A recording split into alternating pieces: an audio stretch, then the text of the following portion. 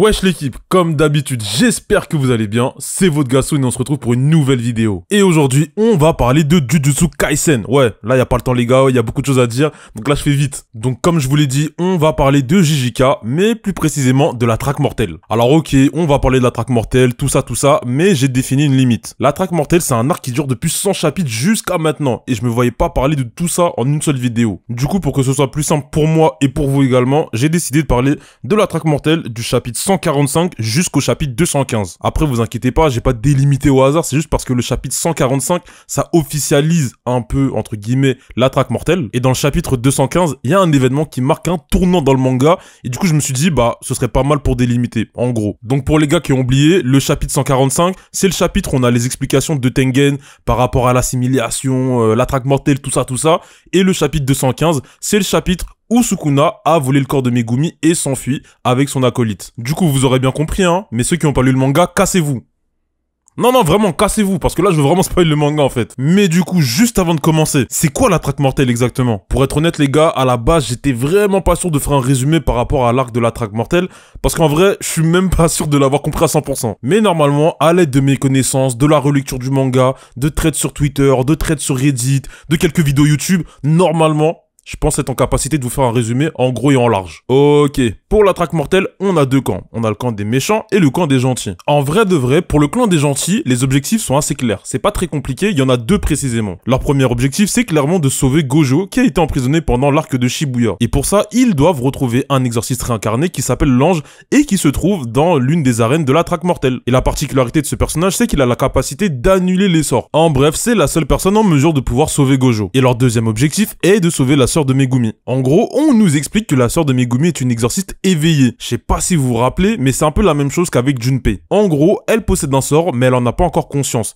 Et en gros, Kenjaku, durant l'arc de Shibuya, a fait en sorte de débloquer ses pouvoirs. Et comme vous vous en doutez, il y a une centaine de cas similaires à elle. Le problème, c'est que les exorcistes éveillés sont obligés de participer à la traque mortelle. Du coup, Megumi, Yuji, etc., doivent trouver une solution pour pouvoir modifier les règles de la traque mortelle et faire sortir du jeu la sœur de Megumi. Voilà, là, normalement, vous avez compris un peu l'objectif des gentils, pourquoi ils sont obligés de participer à la traque mortelle. Et de l'autre côté, on a les méchants avec Kenjaku à la tête. Et en fait, le problème avec les méchants, c'est-à-dire Kenjaku précisément, c'est que ce type, il a trop d'objectifs. En fait, le problème avec lui, c'est quoi?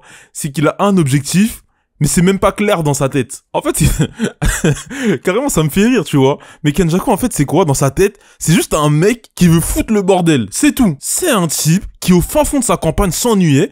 Et un jour, il s'est dit, bah, je vais créer la créature la plus chelou qui n'ait jamais été créée. Un truc qui va au-delà de ses espérances. Voilà ce qu'il veut créer. Et pour pouvoir créer cette créature mystique, il a besoin de Tengen et de l'assimiler à tous les humains du Japon. Parce que comme vous le savez, Tengen, c'est un être qui peut fusionner avec tout et n'importe quoi. Mais le problème pour Kenjaku, c'est que pour fusionner Tengen avec tous les humains du Japon, il a besoin d'énormément de quantité d'énergie occulte. C'est la raison pour laquelle il a créé les arènes de la traque mortelle. Quand un exorciste meurt, bah Kenjaku récolte son énergie occulte. Donc plus il y aura de morts, plus il y aura d'énergie occulte pour Kenjaku, et plus son plan sera réalisable. Mais le problème, c'est qu'il peut pas entamer la fusion tant que la traque mortelle n'est pas finie. Ça veut dire que tant qu'il y aura des survivants, il pourra pas accomplir son objectif. En vrai de vrai, la traque mortelle, c'est beaucoup plus complexe que ça, mais c'est pour que vous puissiez comprendre les éléments qu'on va aborder durant la vidéo. Alors si vous vous rappelez bien, la traque mortelle, c'est un arc qui a commencé par 3-4 chapitres d'introduction, notamment avec les explications de Tengen. Donc c'est quelques chapitres où il nous balance son baratin, barrière, assimilation, blablabla. Moi j'ai pas aimé. J'ai vraiment pas aimé ces chapitres d'introduction. J'ai pas aimé parce que j'avais l'impression que ça sortait un peu de nulle part. On a même pas eu le temps de digérer un peu nos émotions avec Shibuya, que bam, on nous ressort directement un nouvel arc. Et en fait, j'ai limite l'impression que l'enchaînement des deux arcs, bah ça minimise l'importance de Shibuya. Alors que pourtant, il y a eu des événements super importants dans cet arc. T'as quand même Nobara qui à un moment est entre la vie et la mort. Bah, on a aucune information sur elle. De l'autre côté, on a Todo qui a perdu l'usage de ses deux mains et qui a failli mourir, mais aucune information sur lui non plus. On a des milliers d'habitants et un quartier qui ont été complètement rasés en quelques secondes, mais comme si ça avait aucune importance. Et en plus de ça, à côté, on a les 3-4 chapitres d'introduction où on a Tengen qui nous explique tous les concepts un peu compliqués de Jujutsu Kaisen. Mais le problème, c'est que c'est trop.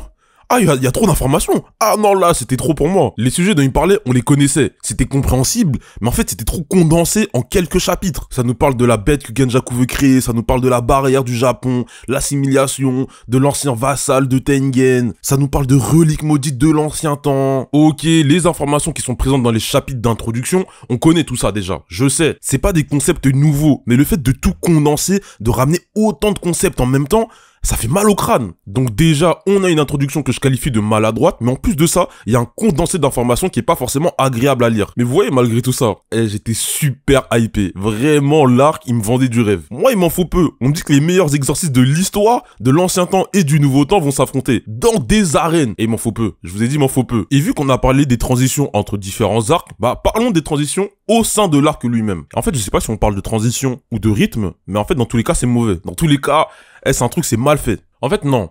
Non, c'est pas mal fait, mais j'ai grave du mal. J'ai grave du mal avec la manière dont c'est fait, en tout cas. En fait, d'un côté, ça illustre bien le côté champ de bataille du style chaque perso doit se battre. Quand tu vas sur Yuji, il est en train de se battre. Tu vas sur Megumi, il est en train de se battre lui aussi. Tu vas sur Yuta, il est en train de se battre. Tu vas sur Maki, elle se bat aussi. Tout le monde se bat. Mais le fait de switcher aussi rapidement à chaque fois entre les personnages, bah je trouve que ça donne un rythme trop élevé à l'arc. À Shibuya, ça passait parce que t'avais l'impression vraiment que tous les personnages tournaient autour du même objectif, et on le ressentait. D'abord, l'objectif pour les exorcistes, c'était d'éliminer tous les méchants présents à Shibuya, et lorsque Gojo s'est fait capturer, l'objectif, c'était de le récupérer, tout simplement. Mais dans la traque mortelle, il y a un côté un peu bordélique, un côté un peu chacun de son côté. C'est comme si chacun avait un objectif légèrement différent du reste. En fait, je ne saurais pas comment l'expliquer, mais c'est un ressenti assez particulier. Pour vous donner un exemple de transition que j'ai pas apprécié, on a l'enchaînement entre le chapitre 146 et 147. De mémoire, je crois que c'était juste avant que la traque mortelle ne commence. Et en gros, chapitre 146,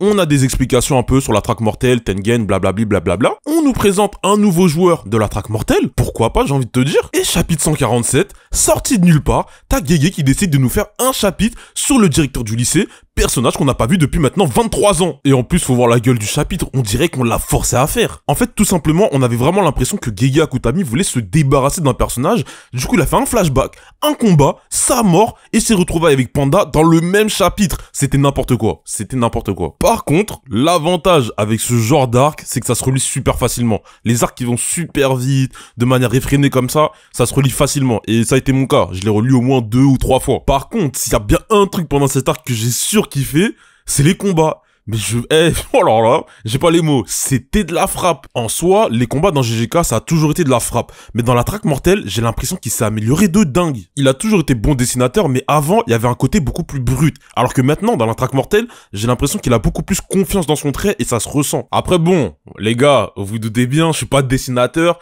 donc tout ce qui est technique de dessin, etc., je pourrais pas vous les énumérer ici, mais on ressent clairement un changement entre les chapitres d'avant et la traque mortelle. Et aussi, un truc qui était déjà présent avant, mais qui est beaucoup plus présent maintenant, c'est les chorégraphies au niveau des combats. Dans la traque mortelle, Gege Akutami met clairement plus l'accent sur le découpage des mouvements des personnages. Et c'est pour ça que parfois, t'auras des combats qui vont durer sur 10 chapitres, et limite chaque chapitre, la moitié sera consacrée au combat. Et quand je dis combat, c'est vraiment combat. C'est-à-dire que parfois on aura vite fait quelques lignes de dialogue pour décrire un peu les actions, mais on sera vraiment concentré sur leurs mouvements, leurs actions. Et ça, c'est vraiment un truc que Gege maîtrise super bien. Et à côté de ça, on a aussi ce jeu d'anticipation où chaque personnage essaye de prédire les mouvements à venir de son adversaire. Et d'ailleurs, je suppose que c'est l'une des raisons pour lesquelles beaucoup de personnes comparent souvent Hunter x Hunter avec Jujutsu Kaisen. Même si personnellement, je trouve que c'est deux mangas qui ont absolument rien à voir dans leur structure, dans leur manière de faire, dans les interactions entre les personnages, vraiment rien à voir. Par contre, souvent, là où on va essayer de faire un lien entre les deux, c'est sur ce côté jeu d'échecs, ce côté où on essaie de prévoir les moves de l'adversaire. Ça par contre, j'avoue, c'est une petite similarité entre les deux. Et si je parle de Hunter x Hunter actuellement, c'est parce que je suis en train de relire le dernier arc, et il y a peut-être moyen que je fasse une vidéo dessus, on sait pas. Mais bref, j'aime bien ce côté jeu d'échecs, ce jeu un peu stratégique, où chaque personnage a un peu sa manière de réfléchir, et c'est un truc vraiment que j'apprécie de manière générale. Mais après, encore une fois, c'est quelque chose de très personnel, de très subjectif. Et enfin, on peut aborder le sujet qui m'a, je pense, le plus dérangé durant ma lecture de cet arc, c'est la transmission, ou plutôt la non-transmission d'informations de la part de Gege Akutami. Juste avant de commencer, faut comprendre que les gens, lorsqu'ils vont lire un manga, ils seront plus sensibles à certains défauts que d'autres. Et ça va vraiment dépendre de ta personne. Par exemple, moi, je suis une personne, j'ai une sale mémoire. Genre quand je vous dis j'ai une sale mémoire, je ne retiens rien. J'ai vraiment du mal à retenir les éléments, etc., etc. Et pour vous la faire simple, en fait, Gege Akutami, ce mangaka, c'est mon ennemi naturel. Ce type est mon ennemi naturel. C'est-à-dire que Gege Akutami, c'est quoi? Il va introduire un concept, quelques lignes dessus, boum, c'est bon. Dans sa tête, c'est acquis. En fait, selon lui, à partir du moment où il t'explique brièvement un concept, il a plus besoin de revenir sur les explications. Pour lui, c'est acquis, c'est fini. Et c'est pour ça que je vous dis que c'est très personnel. Il y a des gens, ils ont une très bonne mémoire, donc parfois, quand il y a des éléments qui sont réintroduits, ils se rappellent facilement. Mais de mon côté, je trouve que ça manque de rappel. Il y a certains concepts, ça fait longtemps qu'on les a pas vus, ce serait pas mal de nous faire une petite ligne pour nous expliquer en quoi ça consiste. Je sais pas, il y a plein de petits exemples comme ça, mais le premier qui me vient en tête, c'est le combat Akari contre Kashimo par exemple. Dans le combat de Akari contre Kashimo, il y a un moment, Kashimo nous dit que Akari a mis son territoire à déplacer les coordonnées de son territoire au-dessus de l'océan. Mais comment? Mais explique-moi. En fait, je sais pas si je suis passé à côté, si c'est expliqué brièvement ou si je suis con, mais à quel moment t'es censé pouvoir téléporter ton territoire là où tu le souhaites? Enfin, c'est des trucs que j'ai vraiment du mal à capter. Après, ok, c'est pas des éléments qui t'empêchent de comprendre l'objectif général de l'arc, mais malheureusement, ça reste quand même chiant, je vais pas te mentir. Mais ouais, en tout cas, par rapport à cette transmission d'informations, cette mauvaise transmission, cette non-transmission, vraiment, dites-moi dans les commentaires. Mais vraiment, dites-moi si je suis le seul dans ce cas, si vous avez compris, ou si vous aussi, vous avez des difficultés à comprendre. Si c'est parce que j'ai une sale mémoire, est-ce que c'est parce que je suis con? Vraiment, les gars, je sais pas. Vraiment, aidez-moi à comprendre, je ne sais pas. Ou peut-être que c'est juste que Gege Akutami, en vrai de vrai, n'est pas bon pour transmettre les informations. C'est possible. Et enfin, le dernier point, je vais être très bref là-dessus, vous inquiétez pas, mais c'est tout simplement le fait que je ne sois pas du tout impliqué émotionnellement dans cet arc. C'est probablement l'arc le plus important du manga, mais il y a aucun moment où ça m'a pris aux tripes. Je crois que j'ai jamais ressenti une joie extrême, de la tristesse ou ce genre de choses dans cet arc en fait. À la limite de l'excitation sur certains combats, ça oui, bien évidemment, parce qu'il y a des combats que j'ai trouvé incroyables. Et ça, je pense que ça découle du fait qu'on a l'impression que Gege Akutami n'éprouve aucune émotion envers ces personnages. Parfois, il y a certains mangaka en interview, ils t'expliquent à quel point ils sont impliqués dans l'avenir de leurs personnages, mais Gege Akutami, on sent un détachement envers eux, comme si c'était que des jouets, que des pions qui lui servaient à établir son histoire. On va dire que le sentiment le plus fort que j'ai ressenti durant cet arc, c'est vraiment la haine. La haine envers Gege Akutami de autant rusher son manga. Mon gars ralentit. Mais maintenant que j'ai fini ma critique, mon analyse entre guillemets, je tiens à dire que la traque mortelle, c'est mon arc préféré de Jujutsu Kaisen, vraiment. Ouais, ça doit être ça, ouais. Alors oui, juste avant de me traiter de malade mental, de fou ou de schizophrène, je tiens à m'expliquer. À la base, je voulais faire une vidéo sur Jujutsu Kaisen, et en fait, quand j'ai listé les points, j'ai compris qu'en fait, il y avait beaucoup plus de défauts que je le pensais. Et je me suis limite remis en question en me demandant, mais pourquoi j'aime autant cet arc? Parce que comme vous l'avez compris, j'ai beaucoup de critiques à faire sur cet arc. Mais d'un autre côté, je le kiffe d'une manière, vous n'avez pas idée. Et en fait, c'est la raison pour laquelle j'ai fait cette vidéo. En fait, j'ai envie de savoir pourquoi j'aime cet arc et pourquoi vous aimez cet arc aussi. Est-ce que j'aime cet arc par habitude parce que ça fait des années que je lis JJK? Est-ce qu'il y a un élément inexplicable dans la traque mortelle qui fait que j'aime cet arc malgré les défauts? Ou est-ce que c'est parce que je suis un énorme bourrin qui n'apprécie que les gros combats? Et en fait, moi, ça m'énerve d'aimer quelque chose sans savoir pourquoi. Donc c'est pour ça que je vais avoir besoin de votre aide. Et dans la barre des commentaires, dites-moi si vous avez apprécié la traque mortelle. Même si vous l'avez pas apprécié, dites-moi pourquoi vous l'avez pas apprécié. Ça pourra être utile. Ah, et je reprécise encore, mais je parle bien évidemment de la première partie de la traque mortelle. On reparlera de la deuxième partie dans quelques semaines, mois, années, si j'ai pas trop la flemme. Mais en tout cas les gars, comme d'habitude, j'espère que vous aurez kiffé la vidéo. N'hésitez pas à me dire ce que vous en avez pensé dans la barre des commentaires. Je vous dis à la prochaine, ciao!